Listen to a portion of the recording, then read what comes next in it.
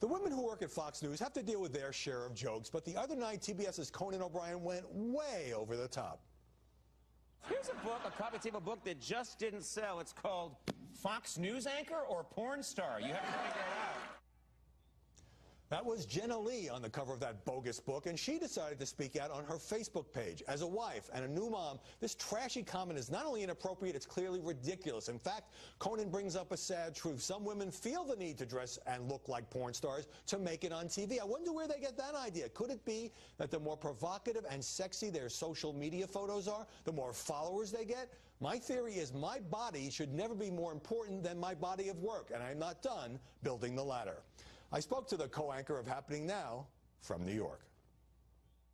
Jenna Lee, welcome. Hi, Howie.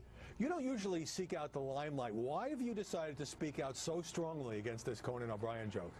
Well, listen, in our business, in our line of work, Howie, you really have to have a great sense of humor, and you have to let things roll off your back. But at a certain point, I believe that silence makes you complicit. And maybe it was just a random Tuesday, and I felt like I needed to say something, but this was the moment that I felt like I couldn't be silent about it. And I think it really resonated. But now you have a master's from Columbia Journalism School. You've interviewed presidential candidates. You've gone behind the scenes with the FBI. But do you feel like almost no matter what you accomplish professionally, there are going to be some people going to say, yeah, well, she's on TV because she's a pretty face? Well, being on television is a visual medium. People are going to look at the way that you look. So that comes with the territory, and quite frankly, I'm not too worried about that, Howie. I do want to make sure that I continue to do a lot of really interesting projects, because at the end of the day, the viewer is the most important. So we want to make sure we put the best product out there. Part of that is looking good and looking professional, but part of that is also producing a great product. Right, but there are distractions, as you know, and you say in the Facebook post that you dress conservatively.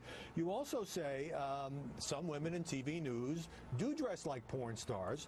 And so my question is, does the culture, as you hinted at, encourage that? Does sex sell when it comes to TV? I don't believe in the culture making anyone do anything. I think it is really important that women take full responsibility and are fully accountable for the decisions that they make on television, because, as you mentioned, we're dealing with a lot of different variables, and people do focus on the way that we look. So I would encourage all women, and especially the younger women that I've talked to really frequently, to think about how they're presenting themselves, because it does matter. And I made mistakes in the past, Howie. Sometimes I look back on what I wore at the very beginning when I first started on the air.